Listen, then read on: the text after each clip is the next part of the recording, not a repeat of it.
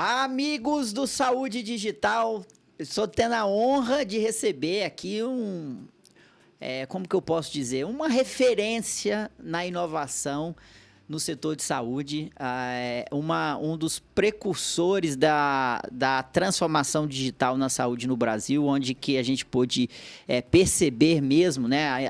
O digital sempre existiu, a tecnologia sempre existiu, mas quando a gente começou a perceber que o sistema de saúde estava transformando rapidamente no ecossistema brasileiro, olhando para startups, empresas de tecnologia, tem o dedo dele. Cláudio Terra, prazer receber você. Admiro o seu trabalho. Como eu disse aqui, você foi um dos precursores. Eu não sei se você lembra, mas em 2018, fevereiro de 2018, te mandei um e-mail. Falei, faça uns meetups aqui. Eu queria te convidar para falar no meetup. Você falou, não, você vem para cá e faz um meetup aqui na Eretz Bio. Sou extremamente agradecido. Aquilo ali eu estava bem no meu comecinho, Cláudio, e você me deu essa oportunidade. Mas vamos lá, vamos começar com a pergunta que eu sempre faço. Conta um pouquinho do seu background, da sua história e como que você chegou na saúde. Bom, antes de mais nada, obrigado aí pelas suas palavras e acolhimento nesse espaço aqui, que eu sei que é um espaço privilegiado para falar com um público seleto, público profissionais da saúde, que estão aí preocupados com o paciente, preocupados em transformar a saúde. Então, privilégio mesmo estar aqui, tá? E obrigado aí pelas palavras carinhosas. Bom, eu estou há 10 anos na área da saúde, né? Mas, evidentemente, como já estou trabalhando há muito mais tempo que isso. Eu comecei a trabalhar na década de 90 e comecei uma carreira relativamente tradicional. Bom, não sei se é tão tradicional, né? Mas eu estudei bastante. A minha última coisa foi fazer um doutorado em engenharia, né, na USP. Ao mesmo tempo, eu comecei a trabalhar na McKinsey como gestor, consultor para grandes organizações no Brasil, né? Já saindo da engenharia, indo mais para a parte de gestão, mas sempre com aquele DNA de engenheiro. Acabei trabalhando para a Editora Abril e Globo, setor de mídia, então aprendi bastante sobre o setor de mídia, que me ajuda até hoje para entender público, comunicação. Mudam-se os meios do impresso, TV a cabo para o digital, mas eu acho que a lógica do setor de mídia é um setor que permeia toda a sociedade, tudo que a gente faz, assim. Quem é o consumidor? É alguém que consome informação hoje, né? Então, assim, acho que esse DNA me ajudou muito. Na virada do século, um pouco antes da virada do século, eu fui trabalhar nos Estados Unidos e no Canadá. Trabalhei em startups. Então, você imagina que antes da década de 2000, eu trabalhei em startups nos Estados Unidos. Trabalhei na Excite, né, que foi um dos primeiros portais do mundo, que era... que a gente fala VC-backed, né? Então, é uma empresa que era investida de venture capital. Aprendi um montão das coisas, como fazer. Cheguei lá, enfim, por razões pessoais, que acabei casando com uma canadense e morando lá. Você descobriu um mundo que era completamente de tudo que eu conhecia aqui no Brasil. Todas as lógicas que eu tinha aprendido na universidade, no mundo aqui do Brasil, mais cartesianas, mais hierárquicas, mais lentas. Enfim, mexeram com o meu DNA pessoal, né? E aí teve o bust, a primeira bolha da internet. Eu fui junto com essa bolha, acabou tudo lá que a gente estava fazendo. Mas aprendi um montão, né, de como começar e trabalhar em empresas de tecnologia fora do Brasil. E voltei e comecei a minha própria empresa. Muito na toada assim, dessa história, hoje parece uma coisa mais antiga, né? Portais. Né? Portais estavam começando nas grandes empresas, ninguém tinha intranet, era um mundo diferente, né? Falando 20 anos atrás, parece que foi uma vida inteira. Né? E comecei essa empresa do zero, contratei, acima de tudo, talentos. Né? No início, pessoas mais jovens para trabalhar comigo, com muita garra. Montamos um outro tipo de empresa, onde era uma empresa muito mais flat, horizontal, onde tinha pessoas de várias áreas de formação, designers, pessoas de tecnologia, pessoas de negócio, pessoas de produção multimídia, e trabalhando no que eu chamava assim, um novo tipo de empresa. Foi uma jornada bacana, durou quase 10 anos. Eu vendi essa empresa em 2012 para hoje, que é uma grande multinacional, que patrocinou a última Copa do Mundo, que é a Globant. Então, digamos, olhando esse mundo de empreendedorismo, eu vi todo esse ciclo, né, de começar uma empresa do zero, todos os desafios, onde tinha muito menos dinheiro no mercado, né? Então, assim, tive um pequeno investimento aí de um investidor adicional, mas, enfim, fiz o ciclo e vendi a empresa, né? E nessa fase de transição, depois que eu vendi, uma vez me chamaram no Einstein lá para falar de inovação, ver o que eles estavam fazendo, ver se a Globant podia fazer alguma coisa. E daí veio um convite. Eu não sabia nada da área da saúde, falei, bom, o que eu vou fazer nesse setor aqui? Eu não conheço nada, né? Bom, longa história, acabei entrando lá no início de 2014, ou seja, faz basicamente 10 anos que eu estou na área da saúde, e atualmente eu sou diretor para a América Latina da Pfizer, né? Então, são 10 anos de jornada, eu vou dizer assim, aprendendo o tempo todo, porque não é um setor simples de aprender, ele é muito mais complexo do que qualquer outro setor que eu tenha trabalhado na vida. Eu trabalhei por vários setores, mídia, manufatura, mining, bancos, enfim, varejo e empresas de consumo. Mas o setor de saúde, ele tem suas peculiaridades, e eu acho que talvez onde a gente deva focar em função desse público, né? Então, muito prazer, e essa é a breve história da minha vida. Excelente, e eu falava aqui no começo, né? A Eretz Bio é uma área de inovação, um hub de inovação do Albert Einstein, é uma importante fonte de fomento e financiamento de startups, uma importante fonte de desenvolvimento de novas tecnologias para o setor de saúde. Eu acho que a maior parte de quem está na saúde já ouviu falar ou conhece a Eretz Bio, e você foi o precursor disso lá em 2014. Aí você trouxe esse conceito de hub, né? de trazer criar um ecossistema, conectar empreendedores, startups com grandes empresas. Trabalhou muito conteúdo, formação dessa nova geração, com eventos ali dentro do Einstein, voltado para a inovação, que existem até hoje, e são eventos referências, né, na capacitação de profissionais dentro da inovação, voltado para a saúde. Então, esse seu papel ele é muito marcante, né? E num momento de início mesmo do digital, a gente começar a ver as primeiras soluções do digital. Hoje você está na Pfizer, é diretor Latam para uma indústria farmacêutica, e eu queria que você fizesse esse panorama assim, dos últimos 10 anos, né? Você não era da saúde, empreendedor, veio para a saúde. O que você acha que aconteceu aí nos últimos 10 anos da saúde, comparando, né, olhando a sua experiência com outros segmentos? Onde que a gente acertou, onde que a gente errou, fomos muito atrasados, fomos rápidos? O que você viu nesses últimos 10 anos? Não, obrigado pela pergunta, porque eu vou aproveitar esse momento aqui desse podcast para fazer uma reflexão, né? Acho que a gente, de tempos em tempos, tem que fazer reflexões aí sobre o mundo e sobre a nossa trajetória pessoal também, né?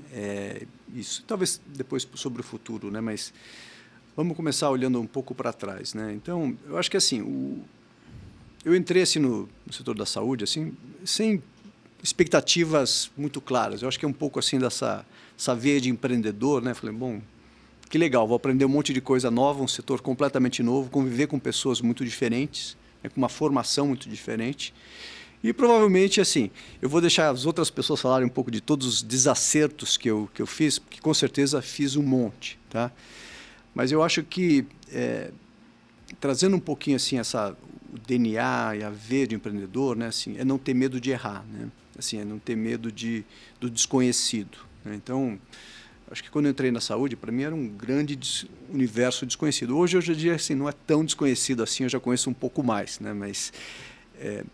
Mas daí eu tentei mapear um pouco o que estava acontecendo no setor de saúde, né?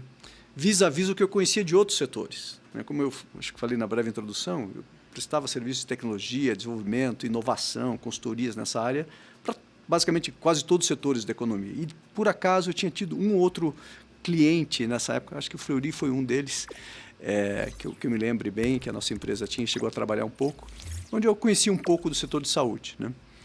Mas para mim foi o que é esse setor, né? E a minha preocupação é como é que eu agrego valor, né? Então, E se a gente olhar 10 anos para trás, a gente estava no início desse mundo de transformação digital, né? Assim, no setor.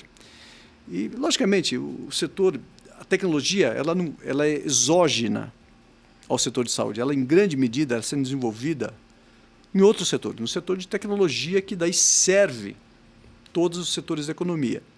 O que não tinha no setor de saúde, que eu acho que assim se transformou, era um jeito de trabalhar para receber esse novo ambiente de tecnologia. Explico. Para desenvolver novas tecnologias, novas jornadas digitais de paciente, novas soluções, você precisa de um tipo de trabalho, um jeito de trabalhar diferente do que eu percebia no setor de saúde. O que eu percebia no setor de saúde? Um setor, antes de mais nada, muito endógeno. As pessoas com uma formação muito semelhante.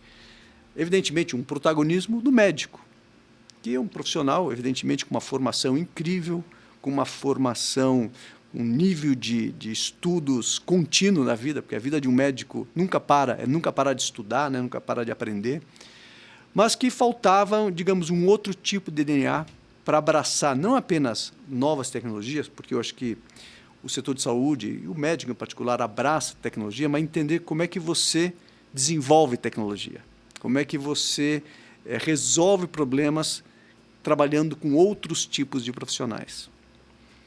E aí, assim, eu me lembro de vários contextos, assim, quando eu comecei a navegar, e não apenas onde eu trabalhava, mas outros players do setor, assim, e eu via que tinha uma divisão muito clara. Tinha o profissional da área da saúde e tinha os outros profissionais. É como se tivesse a gente brinca, um Chinese Wall. E no setor de inovação, transformação, não dá para ter esse Chinese Wall. Você precisa de um outro tipo de liderança, um outro tipo de ambiente, muito mais aberto. E daí, a palavra que resume tudo isso é ecossistema. A lógica de ecossistema, hoje, assim, eu vejo muita gente repetindo, o pessoal dava um pouco de risada quando eu trazia essa palavra, né? Tinha até alguns líderes da área de saúde que falavam, eu aprendi com o Terra a usar essa palavra ecossistema. Não vou mencionar as pessoas aqui para não causar constrangimento, mas assim, que de fato assim, essa noção do que é um ecossistema e o poder de transformação de um ecossistema, eu acho que não existia. Hoje é muito mais prevalente. Então, assim, eu acho que eu contribuí, talvez trazendo essa noção do trabalhar um ecossistema para transformar, abraçando tecnologia e o potencial de transformação da tecnologia e do empreendedorismo. Sensacional você fazer esse retrospecto, porque é nítido, eu sou médico e eu vejo que a formação do médico, né, ela sempre foi uma carreira, uma formação de fim. Então, eu pego o meu diploma e aí eu sou médico, aí depois eu faço a residência em radiologia, aí depois eu faço fellow em músculo esquelético, que é o meu caso, e você vai, essa palavra endógena, né, você vai aprofundando cada vez mais nesses conceitos. Os seus pares, né, o reconhecimento é por quão mais profundo você está dentro daquela área, daquela cadeia. E como você bem disse, inovação é avesso a esse tipo de sistema, porque eu preciso da diversidade, e aí eu acho que a palavra cabe perfeitamente, a palavra diversidade, porque eu preciso de diversidade de ideias para, naquele caldo, a gente divergir, convergir, construir coisas novas. E se eu tenho o Chinese Wall, eu não tenho essa diversidade, porque eu não consigo fazer, eu não tenho uma membrana permeável nesse Chinese Wall, tanto para receber o que esses profissionais têm, quanto para dar, né, para dar àqueles que não são da medicina. E aí nasce a palavra ecossistema muito nessa época. Eu lembro disso, eu estava numa palestra quando pessoas falaram, eu aprendi com... A minha primeira marca, eu registrei em 2017, Saúde Digital Ecossistema. Está registrada, Saúde é a primeira empresa, né? E depois nasceu o podcast. E a importância desse mecanismo de trocas, né? Desse sistema. Entretanto, isso é muito recente, A gente está falando aí de pouco mais de 10 anos.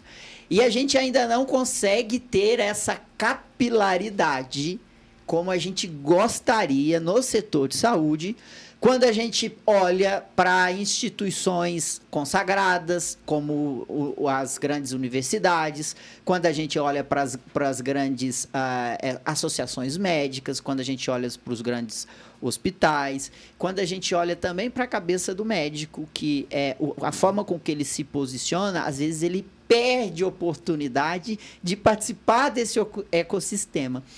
E eu queria te perguntar isso. O que você acha que é necessário para quebrar essa Chinese Wall?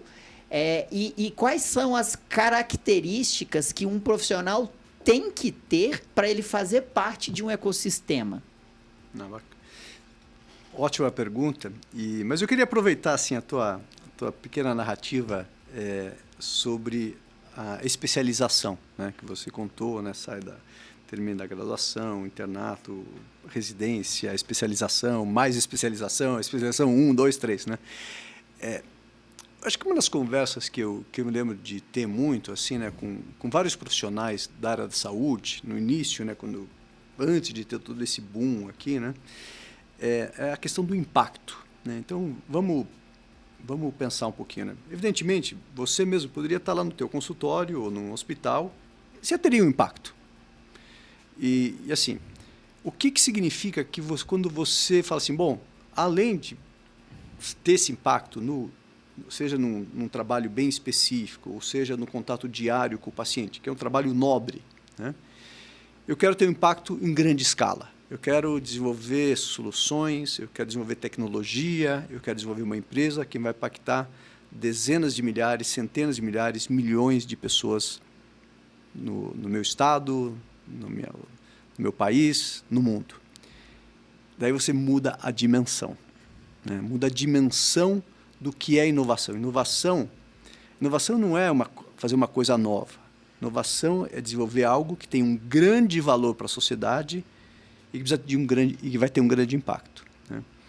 Isso é um pouco o que faltava, assim, ainda falta, assim, o copo é meio cheio, meio vazio, né? Para a gente transformar todo esse enorme conhecimento que a gente tem das universidades, que tem nos grandes instituições de saúde, nos grandes hospitais, para a gente subir no nível dos países desenvolvidos. O que eles têm, na verdade? São tecnologias que você desenvolve uma tecnologia, seja um device, seja um medicamento, seja uma solução de digital, e essa é utilizada no mundo todo. Então, imagine assim, o orgulho e o impacto que você pode ter ao desenvolver algo que impacta o mundo todo, impacta milhões de pessoas. Quando você desenvolve um medicamento que vai estar sendo usado por bilhões de pessoas, existe isso. Então, assim, esse nível de ambição de não apenas eu impactar as pessoas que passam no meu consultório ou que passam no meu centro de atendimento, na minha unidade, mas desenvolver soluções que impactam em grande dimensão é o core do empreendedorismo em saúde. É um impacto positivo em grande escala.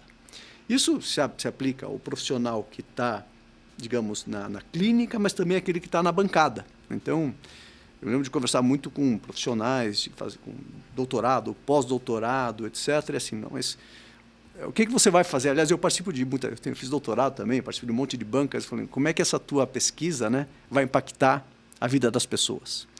E a hora que você começa a puxar por aí, né, daí você começa a ver as pessoas que elas têm um brilho no olho e elas falam, eu vou fazer muito mais do que simplesmente estar aqui. O que eu faço já é muito bom, mas eu consigo enxergar que eu preciso dar esse salto de impacto. E aí vem para a tua pergunta, né, que é a questão o tema que você trouxe da diversidade, etc. Porque para chegar a esse nível de impacto, não dá apenas com a formação técnico-científica do médico, ou do biólogo, ou do profissional de saúde qualquer. Ele vai precisar de pessoas que entendem de finanças, ele vai precisar de gente que entende de desenvolvimento comercial, que entende de propriedade intelectual, que entende de relacionamento com clientes, que entende de infraestrutura, ou seja, e aí precisa um outro tipo de liderança, uma liderança que é mais participativa, que é menos eu vou dizer assim, médico-centric, que é mais team-centric, né? Ou seja, me lembro bem quando eu montei toda a estrutura de telemedicina do Einstein, teve uma quebra de paradigma, que a gente montou lá, desenhou do zero, e eu coloquei, não tinha sala fechada, era um mesão que estava todo mundo junto. Era médico, era desenvolvedor, era designer, era área comercial, que não é o jeito tradicional, né? A gente pintou de vermelho as paredes, assim, tentando trazer um pouco de jeito do Vale do Silício de trabalhar, né? Um jeito de trabalhar diferente. E foi fantástico, porque, na verdade, você tem profissionais de saúde que se encaixaram muito bem nessa lógica. Outros não. A verdade, assim, outros achavam aquilo uma falta de respeito com o médico. Um negócio engraçado até, né? Quando eu olho para trás, assim, né? Olhando 10 anos atrás, mas como mudou. Então, assim, eu acho que assim, é impacto, é um jeito de trabalhar diferente, é um nível de liderança e abraçar as novas tecnologias desde o início. 10 anos depois, hoje, aqui quase 2024, eu vejo o quanto mudou o setor de saúde. Não apenas, lógico, acho que eu fiz minha contribuição, obrigado por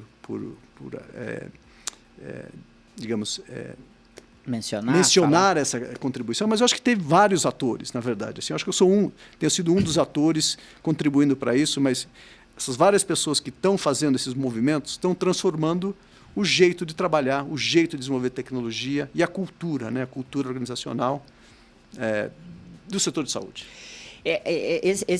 O ponto que você traz, porque para eu, de fato, participar desse ecossistema, que é a palavra mais ampla, ou para eu participar de um ambiente colaborativo, existem ações, existem características que eu preciso assumir. A forma, essa é a minha leitura, e depois você explana, a forma com que o médico é ensinado e sempre foi ensinado e está certo, é ir sempre atrás da evidência científica e ser o mais específico, porque quanto mais você souber, mais e melhor diagnóstico você vai fazer e vai cuidar do paciente. Isso é correto. Mas o pensamento transversal de olhar para o outro e enxergar naquele outro, naquele colega de trabalho, alguém que pode contribuir tanto quanto ele para a solução, não é muito desenvolvido, pelo menos na minha visão, na cadeira da medicina, nas universidades, da forma com que a residência é feita, da forma com que um cirurgião explica para um residente, da forma com que eu fui ensinado na radiologia, porque é sempre uma hierarquia de conhecimento e tempo. Mas quando eu faço parte de um ambiente de cocriação, de planejamento, eu tenho que olhar para você e acreditar que as suas habilidades são complementares à minha. E uma figura que eu acho que mostra muito bem isso é um framework ágil, né? O Scrum, né? O Scrum vem da jogada de rugby, onde todos estão posicionados, cada membro ali do Scrum, naquele que eles estão agachados e de ombros, braços dados ali, empurrando um ao outro, cada membro tem um papel específico naquela posição. E se você tira algum membro, o todo se desfaz.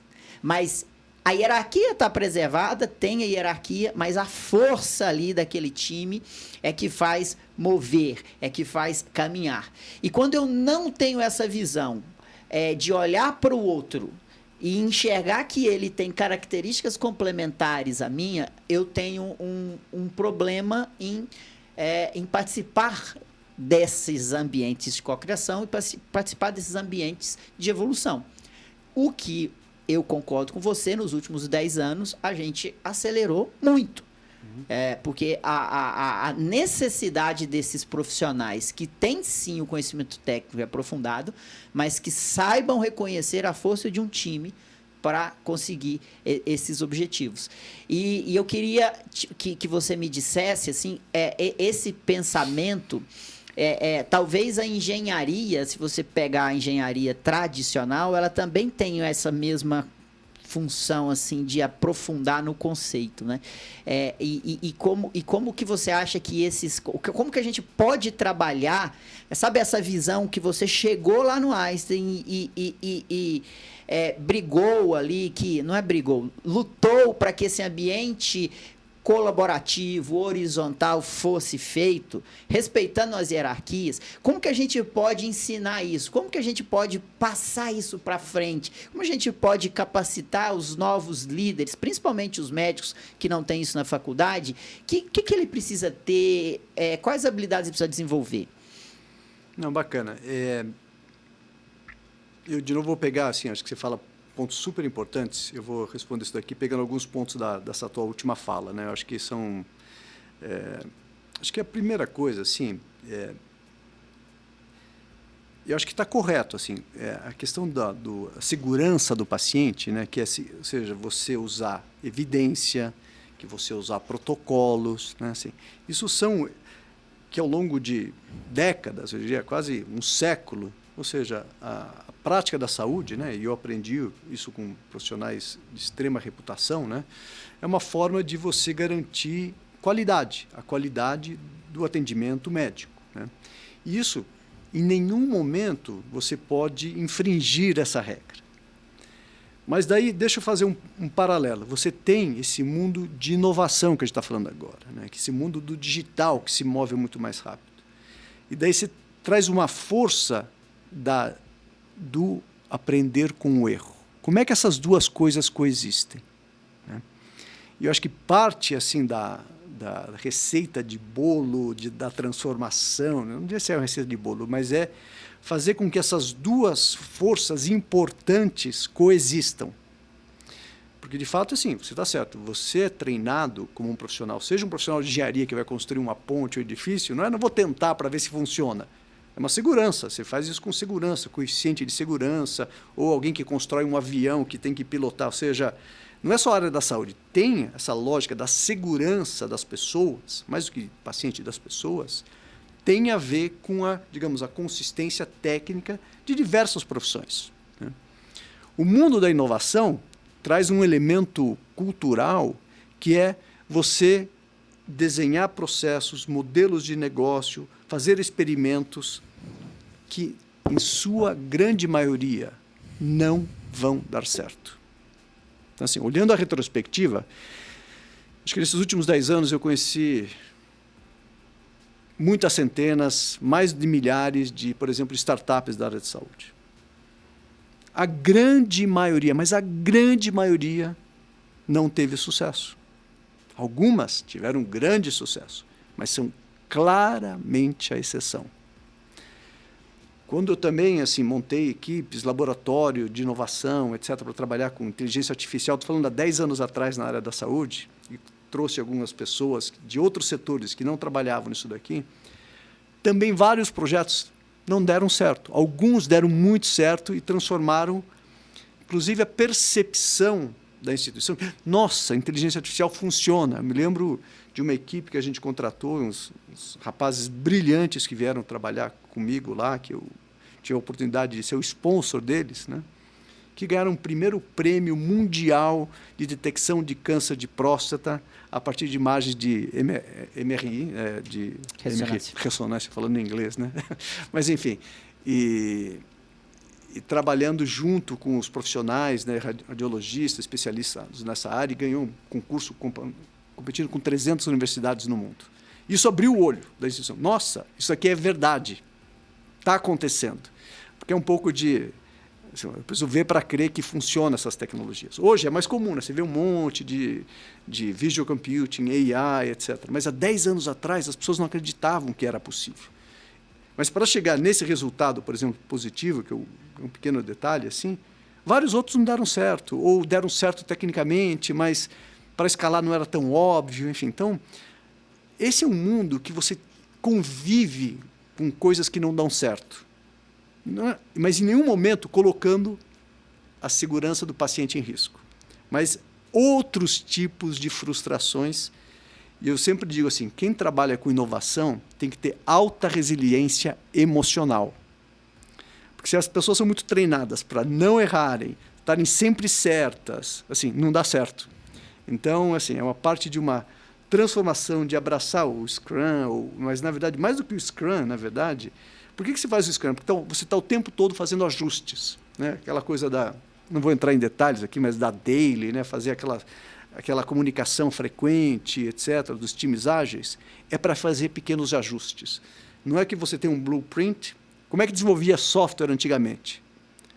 Antigamente, eu sou dessa era, né? Mas você vai lá, você ficava 1 ano desenhando, escrevendo o que ia ser a solução de software, que você ia desenvolver, ia demorar mais 2, 3 anos. Famosos requisitos. Hoje não, você vai, em 1 mês, você coloca uma solução no ar. É um primeiro protótipo, ele não está perfeito. Daí você ajusta, daí você pega feedback do usuário, daí ajusta. Esse mindset de trabalhar desse jeito foi um choque também quando eu trouxe alguns profissionais que trabalhavam desse jeito para a área da saúde. Todo mundo falou, mas você está louco, não é assim que a gente trabalha. Enfim, então, é uma série de transformações culturais que hoje, assim, eu acho que eu fico muito feliz de ver que tem várias grandes instituições de saúde, tenho colegas aí, ao longo desses 10 anos, desenvolver relações relevantes, e a gente vê que isso é mais comum, né? Mas, então, assim, é uma transformação positiva no jeito de liderança, na ambição, na forma de liderar, na forma de pensar colocar essa história de colocar o paciente no centro, que é colocar o cliente no centro, que é colocar, assim, e tudo ser desenhado em torno dessa jornada, né? Hoje eu escuto falar jornada do paciente de uma maneira muito mais natural. Né? Ninguém falava de jornada do paciente antes, né? Não. E se a gente olhar para frente agora, dos próximos 10 anos, por onde você acha que nós vamos caminhar? E aí pensando em mundo e Brasil, na saúde. Então, assim, provavelmente o que eu vou falar está errado. Assim, eu acho que assim, é evidente assim, a força enorme da transformação digital no mundo. Mas também a força enorme da transformação da tecnologia, digamos, vou dizer, celular, né? Da tecnologia do core de life science. Então, essas duas tendências, né, de biotech e digital, elas são forças transformadoras da nossa sociedade. Eu acho que o setor de saúde, vide a última pandemia, né? Espero que não tenhamos outra em breve, mostra a importância que o setor de saúde vai continuar tendo para a sociedade, né? Então, assim, eu acho que são transformações gigantes, tem atores gigantes no mundo. As grandes apostas mundiais estão em torno desses 2 grandes temas. Transformação digital, que envolve, em grande medida, inteligência artificial, que é o novo paradigma tecnológico, e a transformação, eu falo assim, no nível celular. De vez em quando eu extrapolo, até parece que eu sei alguma coisa, mas eu aprendo muito com os profissionais que realmente conhecem a fundo cada um desses temas. Então, eu falo transformação celular, porque, na verdade, toda a questão de biotech, life science, na verdade, que vem da bancada. Mas essas duas coisas convergindo, né? E aí, assim, o que vai acontecer? Eu acho que é assim, ninguém tem uma bola de cristal para falar o que vai acontecer em 10 anos. Eu vou falar assim, eu acho, qual o tipo de atitude que os atores, sejam grandes instituições, sejam empreendedores, deveriam ter, né? Eu acho que assim, não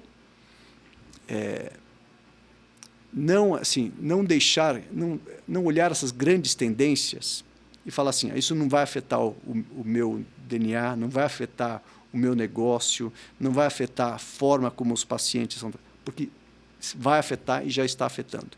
A questão é que de um dia para o outro você não nota. Eu sempre falo assim, se você trabalha com transformação, passa um mês e fala, minha vida está igualzinha, e de repente não está mais igual. Os modelos mudam. Então, eu vou dizer assim, um pouco, os atores da saúde, eles precisam ter uma noção muito clara que essas coisas, como a gente fala em inglês, don't go away. Elas vão continuar aqui e vão acelerar. Então, eu preciso ter nas minhas organizações profissionais, de novo, com grande profundidade na área de tecnologia. Profundidade tanto do ponto de vista de gestão, do ponto de vista técnico, do ponto de vista de entendimento das necessidades do paciente como um consumidor ávido de tecnologia, como um protagonista cada vez maior, porque a gente, por mais que queira, ele vai se posicionar, ele vai estar informado, ele vai ter, enfim, wearables que vão dar um nível de entendimento do próprio corpo dele que hoje ele não tem. Então, o nível de relacionamento entre qualquer provedor da área da saúde, seja uma farmacêutica, seja um hospital, seja uma clínica, seja um médico, seja um fisioterapeuta, o que seja, vai mudar. Assim, vai mudar não, já está mudando e essa mudança é constante, né? Do outro lado também, existe uma lógica muito grande dessa transformação em biotech. Eu vejo com muito bons olhos, eu diria principalmente nos últimos 3 anos, isso é mais recente do que a transformação digital, o Brasil acordando para o impacto e o poder enorme na transformação de biotech. Eu me lembro que quando eu comecei a estudar esse assunto, de novo, sempre como uma curiosidade, eu fui lá e olhei o modelo de Singapura, né? Uma ilha com 5 milhões de habitantes que virou uma referência mundial em biotech. Daí, do ponto de vista estratégico, eu falei, mas como é que um país com 5 milhões de pessoas, ou Israel, um país com 8 milhões de pessoas, consegue ser uma referência em biotech?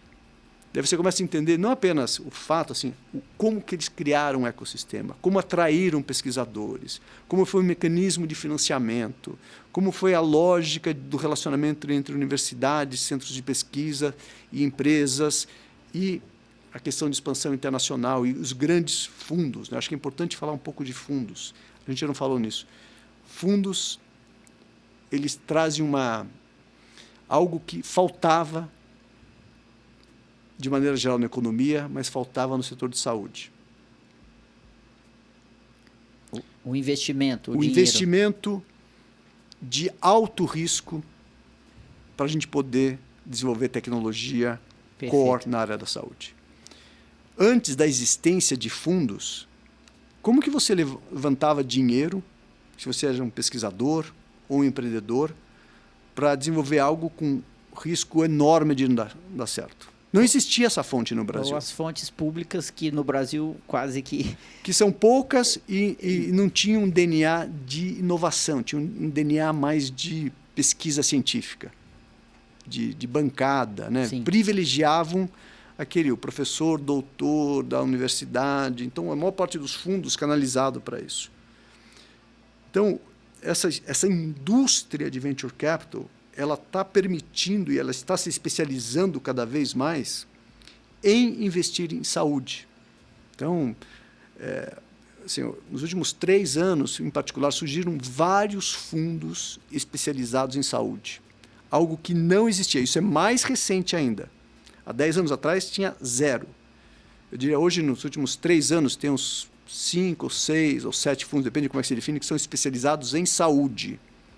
Talvez já cheguei a uns 10 já. Acho que, pensando bem, somando uns CVCs e uns fundos falando dedicados. No Brasil no só, Brasil, né? No Brasil. Mas são 10 fundos com uma pequena história. Uma história de 3, 4 anos, que é uma história, no mundo de fundos, é uma história muito pequena. Porque, pensa assim, um fundo ele demora 10 anos para maturar, para colher os resultados. Então, assim, mas que bom que tem. Assim, eu fico super feliz de ver como isso daí... Ajudei a organizar um dos fundos que são relevantes hoje da área da saúde, né?